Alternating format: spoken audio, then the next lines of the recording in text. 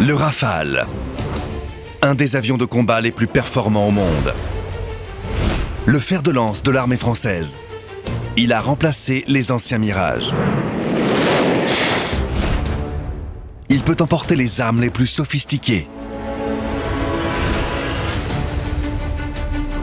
Il atteint ses cibles avec une précision démoniaque. Ses prouesses au combat sont exceptionnelles.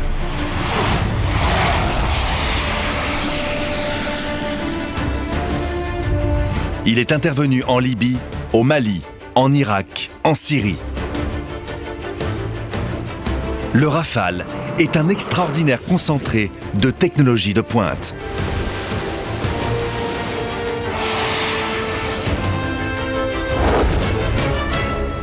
Il est intégralement fabriqué en France. Une puissance jamais encore rencontrée sur aucune machine.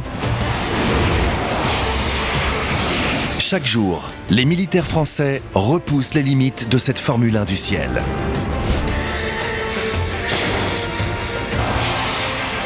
Nous allons suivre un des pilotes stars du Rafale. Grâce à lui, vous allez pénétrer dans les entrailles de cette machine de guerre.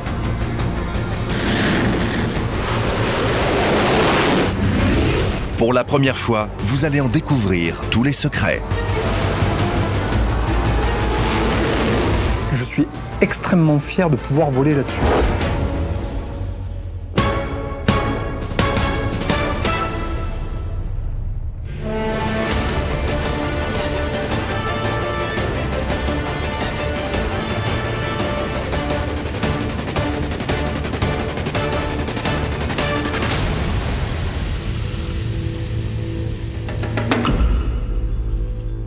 Pour découvrir cet avion hors du commun, direction Saint-Dizier, dans l'est de la France.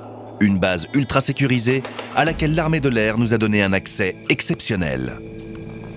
Ici, 50 Rafales sont alignés sous des hangars de protection. Au total, l'armée de l'air française en possède 100, répartis dans plusieurs régions du monde.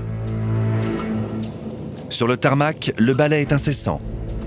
Chaque jour, les militaires effectuent une trentaine de vols d'entraînement. Des équipes de mécaniciens démontent et réparent les avions. Sur cette base, près de 2000 personnes sont en alerte 24 heures sur 24. Cet homme est un des meilleurs connaisseurs du Rafale. Il s'appelle Jean-Guillaume Martinez, alias Marty. Il est pilote de chasse depuis 18 ans. Marty est maintenant démonstrateur du Rafale. C'est lui qui présente cet avion dans tous les meetings aériens du monde. Salut.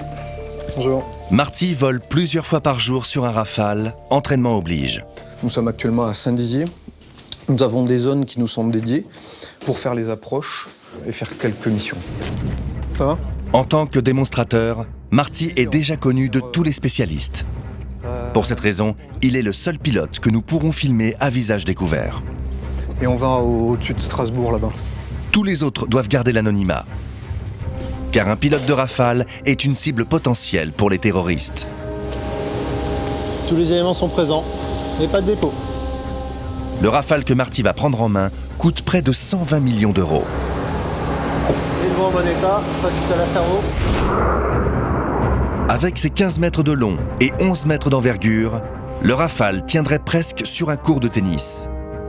Ses formes et ses matériaux ont été savamment étudiés.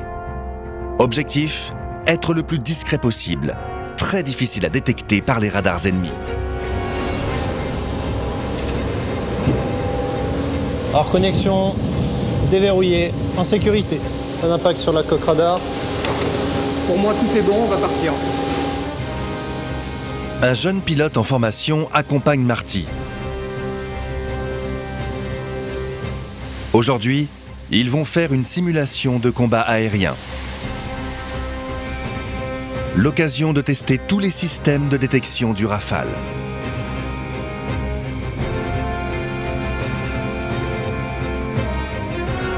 Derrière, un autre Rafale va jouer l'avion ennemi.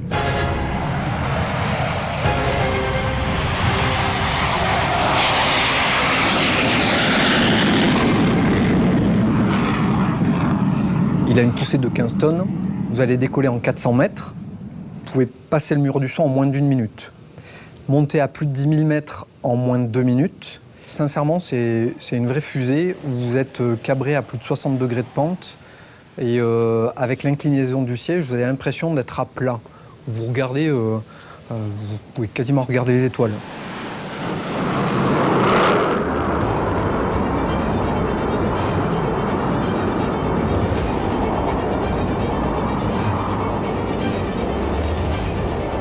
Le Rafale est le fruit d'une longue histoire, commencée au début des années 1980. À l'époque, la France, l'Allemagne, l'Angleterre, l'Italie et l'Espagne envisagent de fabriquer un avion de combat européen. Mais les stratégies militaires des Européens s'avèrent trop divergentes. Alors, en 1985, le gouvernement français décide de construire seul son propre avion. La conception en est confiée à Dassault. Le père du programme Rafale se souvient encore de la vision de Marcel Dassault. Il avait déclaré « Cet avion ne sera pas européen, il sera mondial ». En 1986, un avion de démonstration, le Rafale A, est dévoilé. Pour Marcel Dassault, le rêve devient réalité. Le 4 juillet 1986, c'est l'heure de vérité. Le jour du premier vol. D'emblée, les performances du Rafale A impressionnent. L'avion atteint les 1300 km/h. C'est un succès. Le Rafale A est un avion expérimental très en avance sur son temps. C'est un bimoteur extrêmement puissant. Sa structure et ses composants en font à l'époque l'avion de combat le plus moderne du monde. En 1987, le programme Rafale est officiellement lancé. Le gouvernement décide d'investir dans cet avion pour les 40 années à venir. Le gouvernement assigne aux services techniques, comme aux industriels, une mise en service du Rafale en 1996. De version en version, de prototype en prototype, le Rafale est amélioré pendant des décennies. En 2004, les premiers Rafales de la Marine nationale entrent en service. En 2006, ceux de l'armée de l'air. 20 ans de recherche avec les meilleurs ingénieurs français. Le Rafale continue aujourd'hui encore à se perfectionner pour rester à la pointe de la technologie. Ses systèmes électroniques, ses radars, ses armes évoluent en permanence.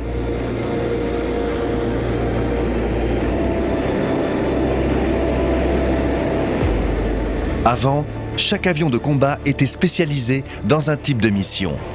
Le Rafale, lui, peut tout faire. On avait des avions pour la supériorité aérienne, on avait des avions pour la reconnaissance, on avait des avions pour le bombardement, et on avait même des avions pour le bombardement stratégique, c'est-à-dire le port d'armes nucléaires ou de missiles nucléaires. Vous vous rendez compte, 8 avions remplacés par un seul avion. Le Rafale est tellement polyvalent qu'il va peu à peu remplacer tous les autres avions de combat de l'armée française.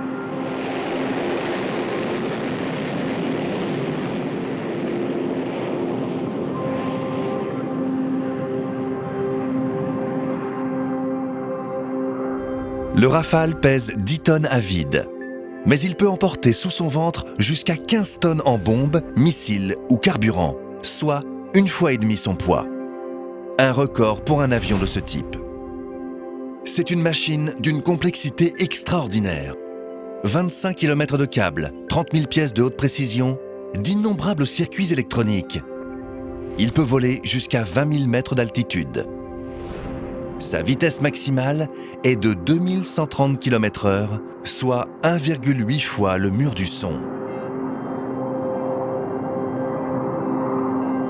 Pour concevoir le Rafale, Dassault a créé en 1981 un logiciel informatique révolutionnaire, CATIA. C'est chez Dassault Aviation à Saint-Cloud que se retrouvent les experts pour travailler sur cette maquette numérique. Jocelyn Cordel est un des ingénieurs de Dassault les plus chevronnés. Cette maquette numérique, eh bien, c'est la base de données centrale, la référence de définition qui est partagée entre tous au sein de la société. Cette maquette sert à concevoir l'avion au dixième de millimètre près. Grâce à elle, les ingénieurs de Dassault et ses 500 partenaires industriels travaillent ensemble à distance, simultanément. CATIA sert aussi à anticiper toutes les étapes de la fabrication. On peut venir insérer dans cette maquette numérique des mécaniciens virtuels, des êtres humains virtuels, eh bien, qui nous permettent virtuellement de nous saisir des boîtiers électroniques que l'on peut voir à l'écran, des câblages ici, et ça permet eh bien, de simuler des opérations de maintenance pendant les phases de conception.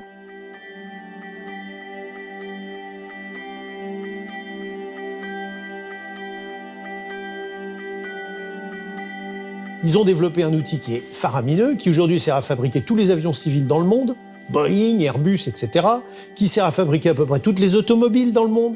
C'est l'outil le meilleur dans le monde qui s'appelle CATIA et qui a été développé par Dassault pour ses avions et qui est commercialisé maintenant par Dassault Systèmes, qui est une filiale spécialisée dans l'évolution de ce logiciel. CATIA ne s'arrête pas là. Ce logiciel permet non seulement de concevoir l'avion dans ses moindres détails, mais il est aussi utilisé pour penser en amont les usines de fabrication, les chaînes de montage, la robotique, la configuration des ateliers. Tout est conçu, simulé par CATIA. Le secret du Rafale, c'est cette conception 100% virtuelle, alliée à un travail incroyablement méticuleux, réalisé par ceux que l'on appelle les compagnons. Un exemple. Pour les commandes de vol, il faut assembler plus de 1200 pièces au micron près. Il est nécessaire d'avoir le savoir-faire des compagnons à l'atelier, puisque, de par la dimension des pièces, c'est très technique et il faut qu'il y ait une intervention humaine. La main de l'homme vient ajuster, positionner les pièces au millimètre près et monter les pièces dans le bon ordre avec un savoir-faire très très précis pour que tout se monte facilement. Tout est assemblé dans l'usine de Dassault à Mérignac, près de Bordeaux.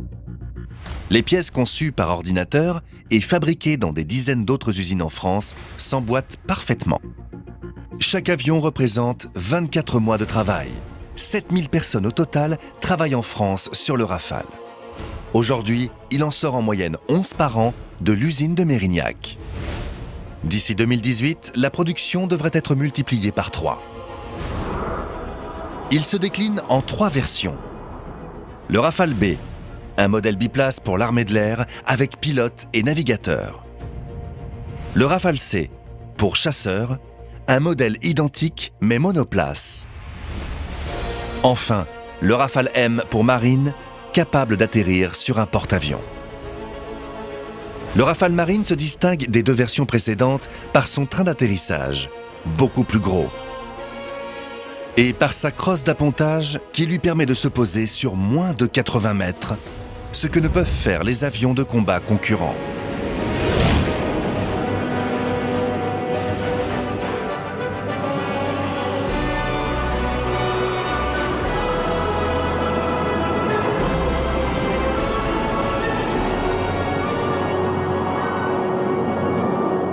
Pour Marty, l'entraînement au combat aérien a commencé.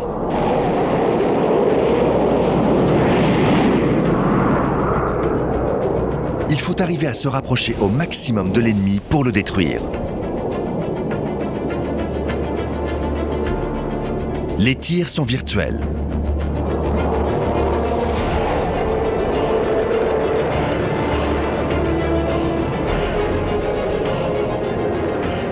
Mais au terme de l'exercice, un débriefing permettra de déterminer quel avion aurait remporté le combat en situation réelle.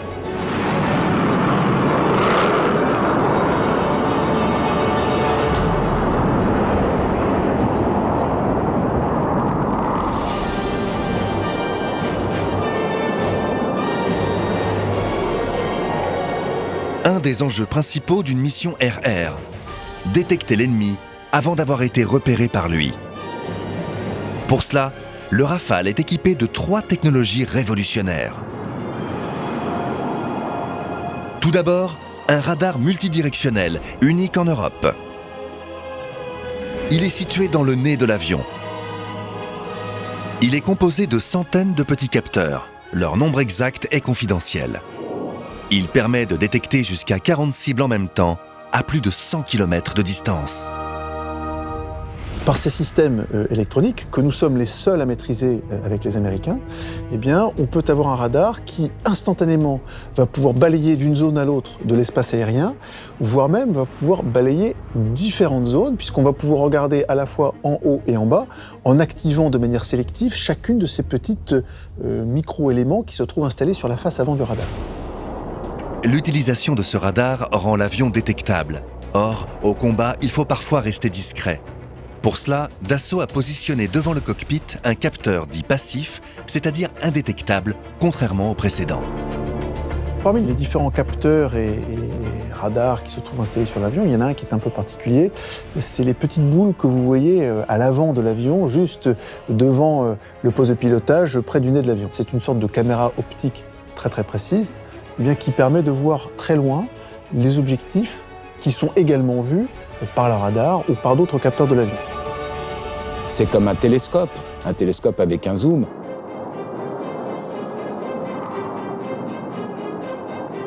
Troisième équipement, spécialement dédié aux missions air-sol, la nacelle de reconnaissance. C'est un appareil photo numérique géant qui s'accroche sous l'avion. Il pèse 1 tonne. Il peut prendre des photos du sol à n'importe quelle vitesse avec une précision de 10 cm. Il est utilisé sur tous les théâtres d'opération aujourd'hui.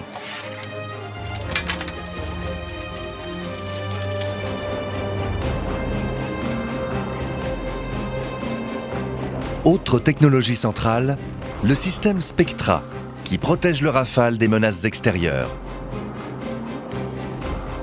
Il est constitué de ce gros boîtier à l'arrière de l'avion. Un boîtier relié à des capteurs situés autour du fuselage. Spectra brouille les radars ennemis et détecte les missiles menaçants. Il faut simplement comprendre qu'il crée une sorte de bulle d'autoprotection autour de l'avion. Il va pouvoir leurrer, contre-leurrer, brouiller, contre-brouiller toutes ces informations pour faire en sorte que les capteurs hostiles qui se trouvent en face, ne perçoivent pas la présence de l'avion. Mais le système Spectra ne s'arrête pas là. Si malgré le brouillage, un missile ennemi s'approche de trop près du Rafale, le Spectra lance des leurres, des paillettes électromagnétiques à l'arrière de l'avion qui vont détourner le missile ennemi.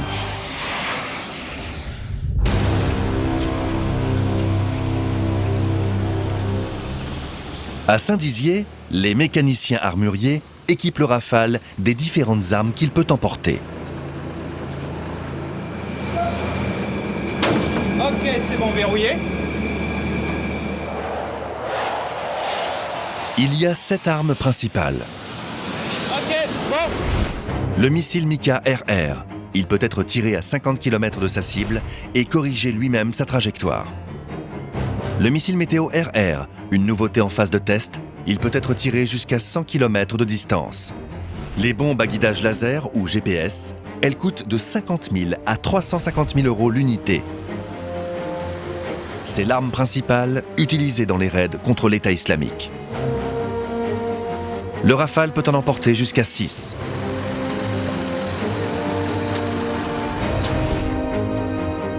Pour les bombes à guidage laser, l'avion est équipé de ce pod laser. Il éclaire ses cibles jusqu'à 10 km. Et puis, il y a l'énorme Scalp, 800 000 € pièce. Scalp, système de croisière à longue portée, missile tiré sans visu sur la cible. C'est du fire and forget, c'est du tir et oubli. Une fois tiré, le pilote ne s'occupe plus du missile. Il va directement à sa cible et fait but. Le Rafale possède aussi un canon logé sous le fuselage. C'est l'un des plus performants au monde. Comme son indique, 30 mm, cadence de tir 2500 coups minute, très fort, très élevée. Vitesse du projectile en sortie de bouche 1025 mètres secondes. Un canon très fiable qui nous permet de faire du combat RR très rapproché ou du combat du tir air-sol en opération extérieure.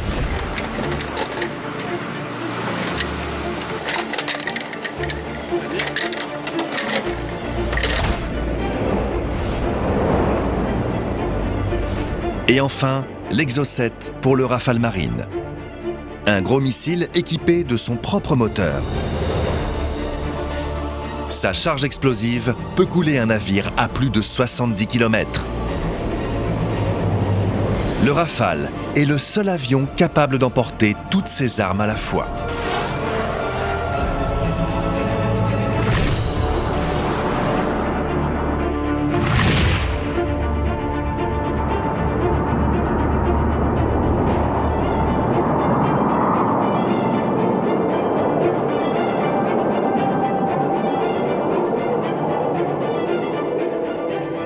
Le Rafale a une qualité fondamentale, c'est que c'est vraiment un avion qui a été anticipé comme devant être un avion véritablement polyvalent.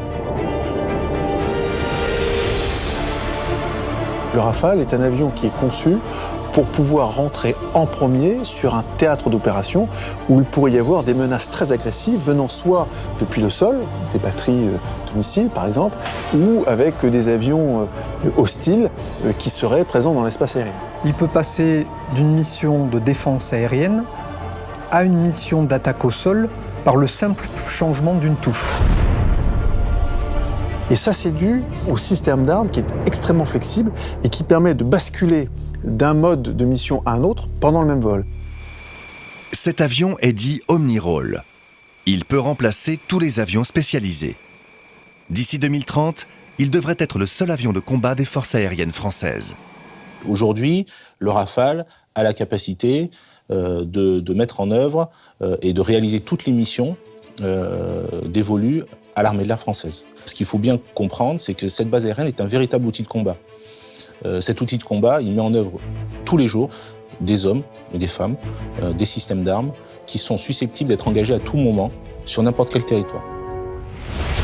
Il faut savoir qu'on est pilote de combat, on s'entraîne tous les jours à aller faire la guerre. Le jour où ça arrive, il faut s'y préparer. Les avions sont partis de la plateforme de Saint-Dizier, armés, pour réaliser les raids tels que demandés par le président de la République et coordonnés par nos états-majors dès les premiers jours de l'intervention en Libye, mais également au Mali.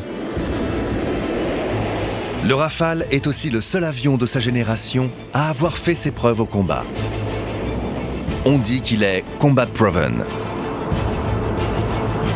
La décision du pilote ne lui appartient quasiment pas. C'est juste le bras armé qui va exécuter l'ordre qui sera donné par le commandement.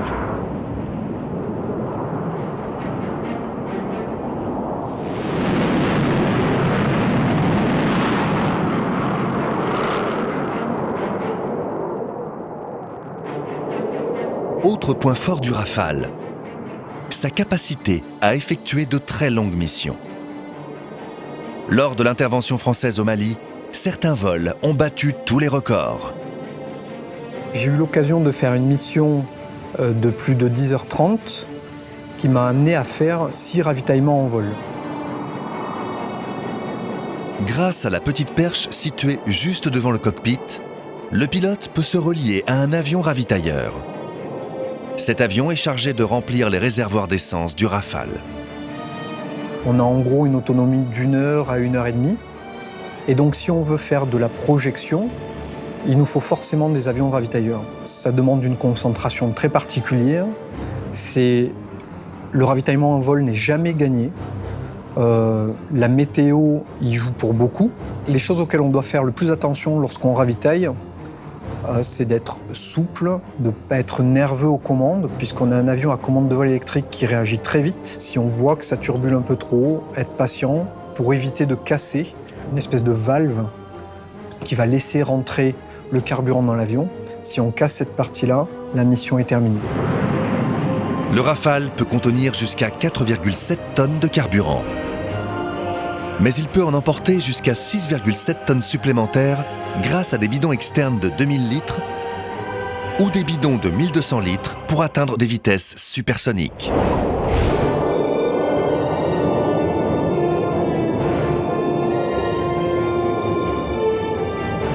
Il est capable de consommer presque 3,8 tonnes à 4 tonnes de carburant en 10 minutes.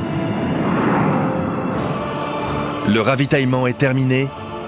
L'avion continue sa mission. Sans cela, le Rafale n'aurait pas la capacité de se déployer depuis la France sur n'importe quel territoire.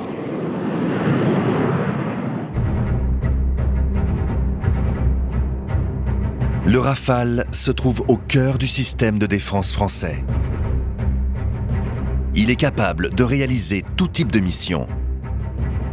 L'une d'elles est particulièrement sensible. C'est la dissuasion nucléaire. Le Rafale porte l'arme nucléaire. Le colonel Sébastien Michel, commandant de la base de Saint-Dizier et ancien pilote de Rafale, est en contact direct avec les plus hautes autorités de l'État et de l'armée. Rafale et nucléaire, on n'en parle pas. Depuis 2010, le Rafale prend sa part au sein de la dissuasion nucléaire aéroportée française. En l'occurrence, la défense des intérêts vitaux nationaux. Je ne peux pas en dire beaucoup plus pour des raisons de confidentialité et de sécurité, vous comprendrez tout à fait aisément. Sur la base, nous avons été prévenus. Il est interdit de tourner nos caméras vers la zone où l'armée se tient prête aux missions nucléaires. Seuls certains pilotes de Rafale y ont accès et sont formés pour cette mission très particulière. Des patrouilles surveillent la zone 24 heures sur 24, 365 jours par an.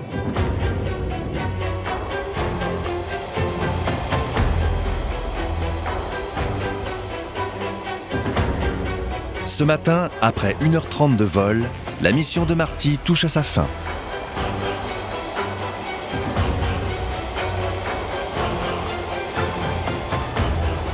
Il aborde la phase toujours sensible de l'atterrissage. Le Rafale possède une aérodynamique particulière. Une de ses caractéristiques, ce sont les ailerons canards, ces petites moustaches situées de part et d'autre de l'avion. Elles régulent le flux d'air au-dessus et au-dessous des ailes. Cela permet de rééquilibrer l'avion en permanence. C'est le secret de la maniabilité du Rafale.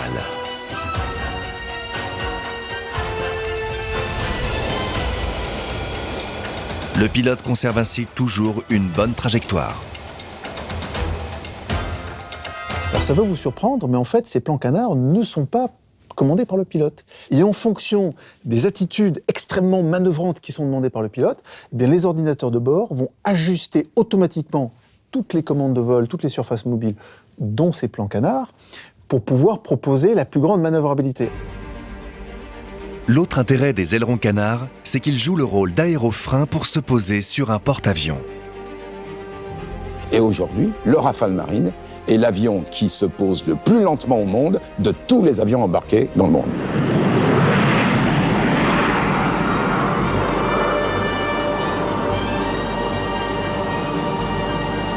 Les ailerons canards ralentissent considérablement l'avion lors de l'appontage. Il s'arrête grâce à sa crosse qui s'agrippe à un câble tendu sur le pont.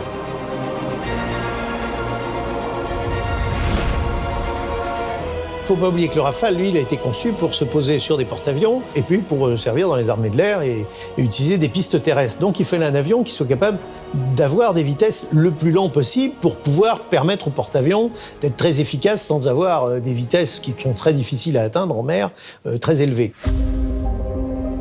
L'ADN du Rafale, c'est la complémentarité entre la rigueur de la conception et l'extrême habileté des compagnons des usines d'assaut. Le meilleur exemple est le processus de fabrication de la voilure. L'usine de Martignas fabrique les voilures du Rafale, donc qui associe à la fois des fabrications mécaniques et puis des fabrications composites. Et ensuite, ces éléments sont transférés à l'usine voisine de Mérignac pour faire l'assemblage final sur les fuselages. Certaines étapes de la fabrication sont bien sûr robotisées. D'autres sont entièrement faites à la main. On finalise l'avion comme une Rolls-Royce. Les panneaux extérieurs sont recouverts d'un enduit spécial. Ce revêtement est alors posé sur la structure principale. Les ouvriers de Dassault Aviation ajoutent une à une les dernières fixations. Un spécialiste va vérifier la parfaite étanchéité de l'aile en y injectant du gaz.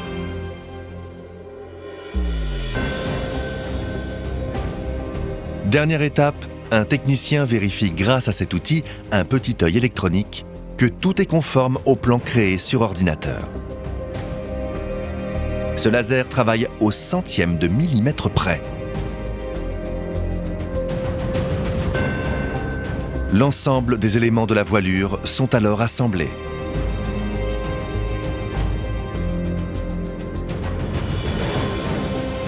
À l'atterrissage, le Rafale de Marty vole à seulement 200 km/h, ce qui est très peu pour un supersonique. La distance d'arrêt du Rafale est inférieure à 450 mètres.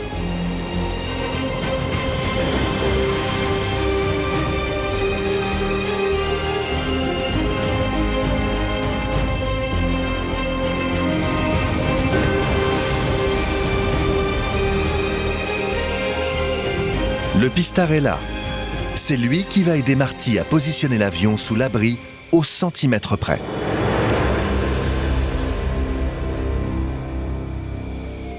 L'avion est bloqué. Marty éteint le moteur en toute sécurité, comme une simple voiture.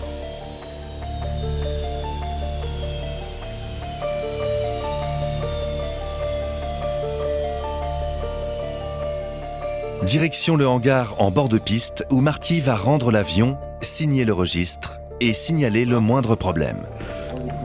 Vous allez bien? Salut. Chaque entraînement de Rafale est rigoureusement consigné de la première à la dernière étape. L'avion est RAS, rien à signaler. Il a très bien fonctionné, nickel. Merci beaucoup. Parfait, merci. Des mécaniciens, dits mécanostructures, bichonnent le fuselage de chaque Rafale. Pour fendre l'air à des vitesses supersoniques, la surface de l'appareil doit être impeccable. Ton revêtement est composé essentiellement de composite. Donc on va avoir tout l'avant de l'avion qui va être fait en Kevlar. Tout le reste de l'avion va être fait en carbone, très léger et très résistant aux différences de facteurs de charge.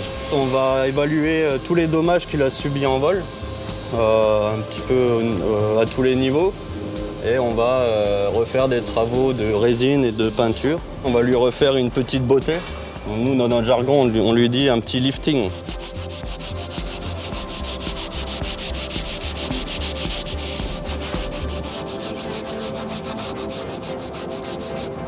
Toute la structure est passée au crible.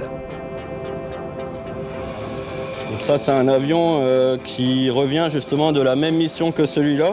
Donc là, il a tapé un oiseau et puis il a fait une petite bosse. Bon, la chose la plus grave que j'ai vue, c'est un avion qui est revenu de vol avec un trou à ce niveau-là, un trou d'environ cette taille. Il n'y avait plus du tout de structure en fait, enfin plus du tout de revêtement. On voyait l'ossature de l'avion. Hors combat, un des plus grands dangers pour le Rafale, c'est en effet la collision en plein vol avec un oiseau. D'où cet étonnant personnage installé sur la base. Ce fauconnier dispose d'une dizaine de rapaces. Plusieurs fois par jour, il patrouille sur les pistes des Rafales. Paradoxe, il utilise une technique ancestrale pour veiller à la sécurité d'un des avions les plus modernes du monde. Chouga, pour pénétrer en piste? Maintenant, tu peux. Merci, piste occupée. Objectif, chasser les oiseaux à proximité de la piste. Effectivement, la présence d'oiseaux sur un aérodrome, ça peut paraître relativement anodin. Mais lorsqu'on sait que certains avions de chasse vont à des vitesses très importantes, le simple fait de rencontrer un oiseau style un vanneau ou une mouette qui pèse que 200-250 grammes, c'est comme si c'était plusieurs tonnes à l'impact. Accélère un tout petit peu. Allez, c'est parti.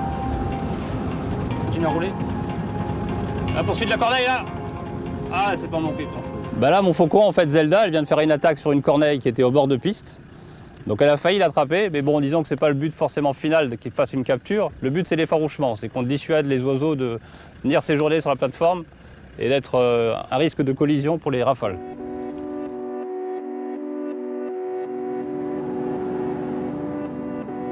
Fin de journée sur Saint-Dizier. Les 600 hectares de la base disparaissent dans la nuit. Mais ici, les radars, comme les services de sécurité, veillent sans cesse sur les 50 oiseaux de fer.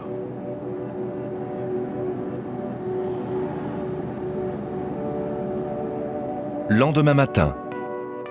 Aujourd'hui, Marty va effectuer un autre type de mission sur le Rafale. Un vol en simulateur avec un scénario virtuel préparé par ce spécialiste.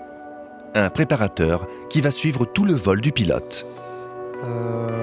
Bon, bah très bien, on y va. Ok. Le scénario est lancé. Oui, allez vous installer. Et parfait, je m'installe. Sur le simulateur du Rafale, les conditions de vol de l'avion sont reproduites dans les moindres détails. La cabine est exactement la même que celle de l'avion en termes de préparation, briefing, vol, débriefing. C'est équivalent à une mission qu'on ferait en vol. Au simulateur, on peut absolument tout faire. S'il faut larguer des charges lourdes sous l'avion pour accélérer plus, on peut le faire.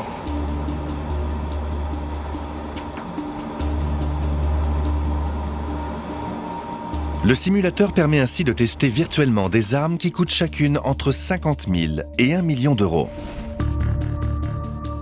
Une économie considérable par comparaison aux exercices d'entraînement réels qui sont effectués sur des champs de tir.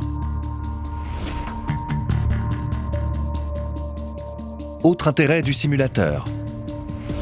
Dialoguer en permanence avec les ingénieurs de Dassault qui disposent de machines comparables. Et faire ainsi évoluer en permanence l'ensemble de l'avion.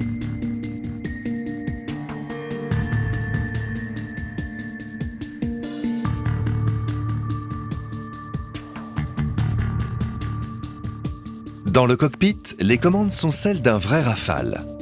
Quand le pilote presse un bouton, il donne un ordre. L'ordinateur de bord choisit alors la meilleure manœuvre pour y répondre. Tous les interrupteurs qui sont sur les manches et manettes vous permettent de communiquer avec l'avion. Et donc lui ordonner, ouvrir le feu, sélectionner des cibles, tirer des leurres, changer de visualisation latérale, etc. Et en fait, sur ces manches se trouvent des dizaines et des dizaines de boutons, ce qui fait qu'un pilote de Rafale est quasiment une sorte de pianiste, si je puis dire, qui, d'un seul clic, d'une seule pression, va pouvoir commander toutes les fonctions de l'avion sans avoir à quitter les mains du manche. Le résultat, c'est qu'on a un avion qui est extrêmement manœuvrant, extrêmement vif, extrêmement précis. C'est une innovation du Rafale. Les avions de l'ancienne génération ne possédaient qu'un seul joystick situé au milieu. Au début, on se pose la question de savoir quelle va être vraiment la difficulté de piloter avec le manche sur le côté. Au bout de 10 secondes, au sein même de la cabine Rafale, on s'aperçoit que finalement c'est tout à fait naturel. Et on a même tendance à se demander pourquoi, auparavant, le manche était au milieu. Pendant plus de 2 heures, Marty va réaliser une véritable mission dans ce simulateur. Psychologiquement, c'est aussi stressant qu'un vol. Il y a beaucoup d'aspects qu'on peut voir au simulateur qu'on ne peut pas réaliser en vol. Tout ce qui est tir, résultat du tir instantané puisque la cible au simulateur tombe réellement. Et au final, on a perdu le moteur droit quand on allait se poser. Du coup, ça a fini par une éjection. Mais c'est tout l'intérêt du simulateur, faire tout ce qu'on ne peut pas faire dans un avion réel, puisque ça coûterait trop cher de perdre un avion à chaque fois. Il y a bien sûr les opérations extérieures. Mais le Rafale doit aussi être capable d'intervenir partout sur le territoire français. C'est ce qu'on appelle l'APO, l'alerte permanence opérationnelle. Aujourd'hui, des avions sont en alerte pour protéger le sol français, nos concitoyens, et peuvent décoller dans des délais très brefs pour porter assistance en vol, mais aussi pour assurer la souveraineté du territoire national. À tout moment, des Rafales sont prêts à quitter Saint-Dizier et d'autres bases en France, comme Istres ou Mont-de-Marsan. Leur mission, porter secours à un avion en difficulté ou intercepter un avion non identifié. Et cela en seulement quelques minutes. Pour Marty, la journée n'est pas terminée. Cet après-midi, il va réaliser une mission d'entraînement à la voltige pour préparer les meetings aériens. Il va tester les performances de l'avion à haute altitude et à très grande vitesse. C'est l'heure de s'équiper. D'abord, le pantalon anti-jet, doté d'alvéoles pour lutter contre la force centrifuge. Le principe, c'est qu'il se gonfle et qu'il limite le flux de sang vers les membres inférieurs. Marty enfile ensuite son gilet de sauvetage très lourd, mais indispensable pour sa sécurité. Il est également équipé d'une bouée de flottaison en cas d'éjection en mer. Et donc là, j'ai mon casque.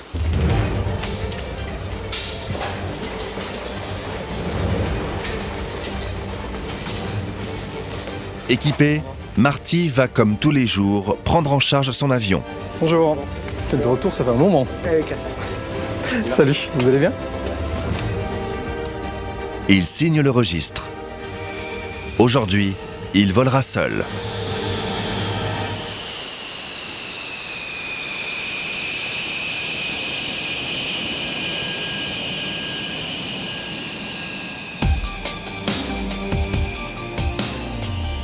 Marty positionne le Rafale sur la piste.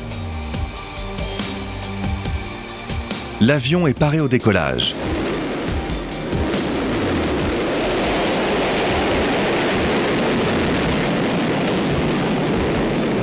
La post-combustion, ces deux flammes rouges dans les réacteurs s'enclenchent. La température dépasse les 1500 degrés. La post-combustion est un système qui réinjecte du carburant à la sortie du réacteur. Comme sur une fusée, les gaz s'enflamment. La poussée des moteurs est ainsi boostée de 50%.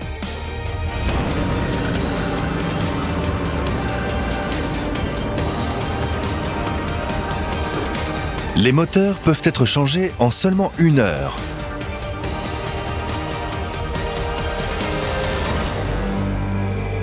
La facilité de la maintenance fait partie des qualités de l'avion par rapport à ses concurrents. Avec l'énergie qu'il déploie, les moteurs s'usent comme ceux des Formule 1. Quand l'ordinateur de bord en fait la demande, on les démonte pour les emmener dans un atelier de révision.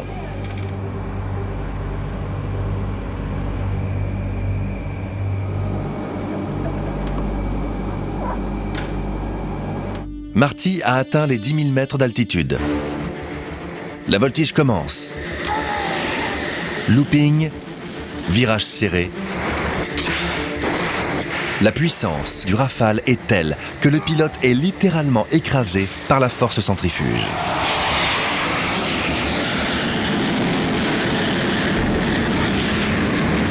Cette force se mesure en G. G comme gravitation. À droite de son écran, Marty voit le compteur qui mesure les G défiler à toute vitesse. Autour de 8 ou 9 G, un pilote mal entraîné risque l'évanouissement. Si on monte à 9G, on prend 9 fois notre poids. Quelqu'un de pas entraîné peut commencer à défaillir à partir de 5-6 G. Un pilote de combat entraîné peut monter à 9-10 G. On monte pas.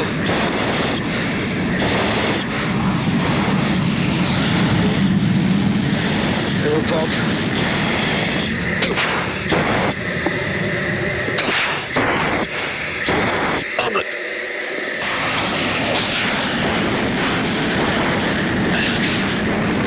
Ces accélérations provoquent le plus souvent des jets dits positifs. Le sang descend alors de la tête vers les pieds. Le cerveau n'est plus correctement irrigué. Cela peut entraîner le brouillage et même la perte de la vue. C'est assez fatigant au départ sur les premières missions. On apprend les techniques à la centrifugeuse pour lutter contre ce facteur de charge.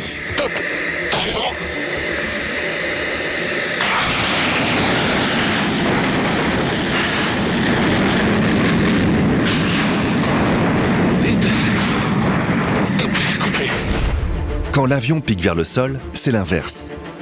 Tout le sang monte vers la tête. On parle alors de jet négatif. C'est encore plus dangereux que les jets positifs. Le pilote risque alors des lésions oculaires ou cérébrales.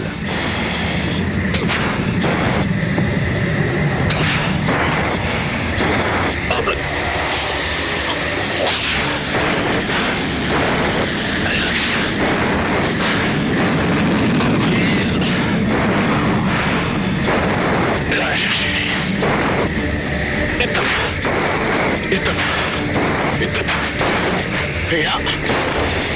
Et 2.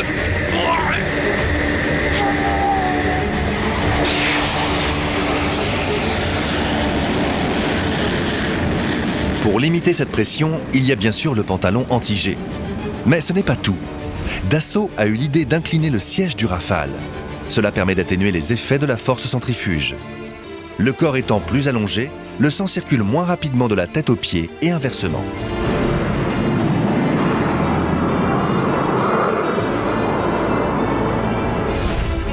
Le cockpit du Rafale, et en particulier ce que l'on appelle sa verrière, sont spécifiques.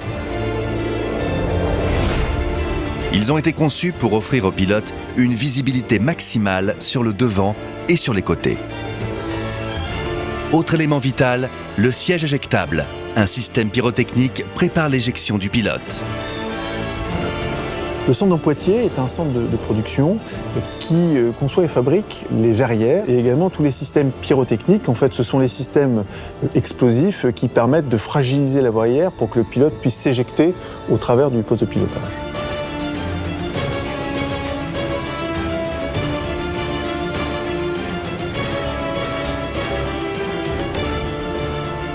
On a des manches avec des rappels de bras. En cas d'éjection, le siège éjectable va nous rappeler les bras au niveau de la boucle pour éviter d'être écartelé si on s'éjecte à grande vitesse.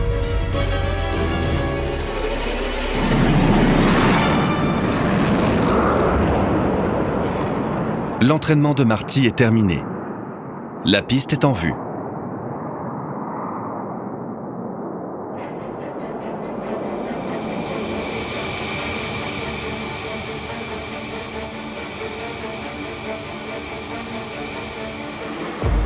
Le Rafale doit rivaliser avec de nombreux concurrents. Exemple de démonstration de force dans ce meeting aérien à côté de Moscou.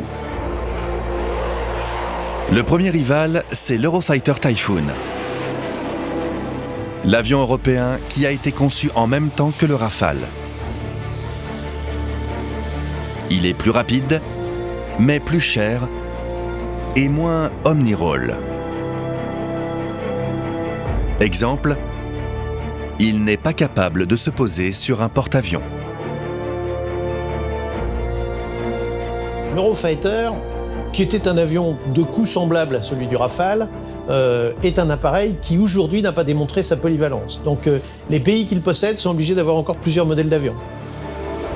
Autres rivaux, les nouveaux avions russes, le MiG-35 et le Sukhoi Su-35. L'avion que l'on voit lors de ce meeting aérien est un MiG-35. C'est un bimoteur. Avec ses ailerons perpendiculaires, le MiG est très agile et très rapide. Les Russes ne manquent pas d'atouts, mais leurs technologies font encore douter les experts. L'électronique de combat est quand même un petit peu moins sophistiquée que celle qu'on est capable de trouver en Europe ou chez les Américains, même s'ils ont fait des progrès absolument considérables. De plus, le nouveau MiG-35 n'entrera véritablement en service qu'en 2016. Le problème, c'est que l'outil industriel russe est un outil industriel qui ne permet pas de produire des grandes quantités et qui ne permet pas de garantir une grande fiabilité. Enfin, le F-35 américain. Un avion de dernière génération, mais son développement a pris du retard, son coût est astronomique.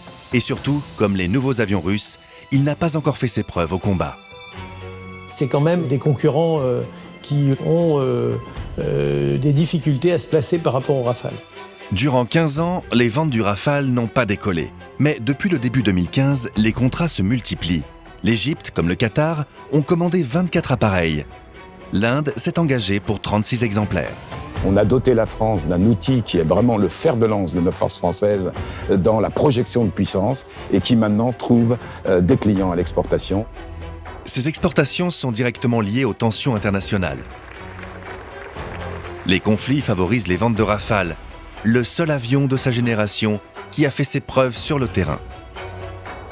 Alors certes, l'ensemble du programme Rafale a coûté cher à l'État français, plus de 46 milliards d'euros. C'est énorme.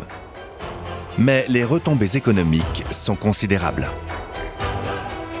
Si on tient compte du fait qu'en plus on a préservé toute notre industrie d'armement, les radars, les moteurs, les missiles, les systèmes d'armes et la maîtrise d'œuvre d'un avion de combat, je vais vous dire, je trouve qu'au contraire, il est pas cher.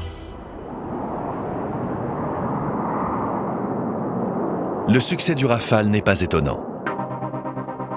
Une batterie de radars dernière génération, des armes redoutables pour tout type de mission, une aérodynamique exceptionnelle.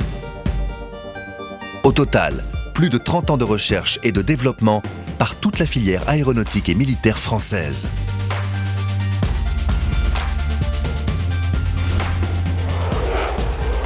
Il est peu probable que l'État français investisse dans les prochaines années dans un autre avion de combat. Car le Rafale va encore évoluer et s'améliorer. Sa carrière ne fait que commencer.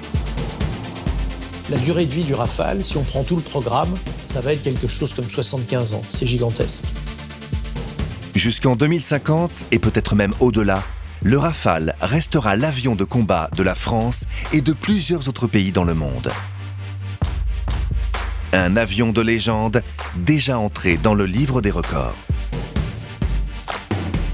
Mais le Rafale, c'est aussi une formidable aventure humaine. Je pense qu'on peut parler véritablement d'une communauté Rafale. Une collaboration permanente entre ingénieurs, politiques et militaires. Une épopée qui a marqué les esprits. Mon plus beau souvenir a été probablement mon premier vol sur Rafale. Une véritable découverte, un univers différent. C'est une certaine fierté, je le concède, je l'avoue, de travailler sur ces projets qui tirent vers le haut l'équipe France et l'équipe Europe. J'arrive à réaliser la qualité des ingénieurs que l'on a en France, d'avoir créé un concentré de technologie, regroupé toutes les missions qui étaient dévolues à l'armée de l'air dans une seule machine.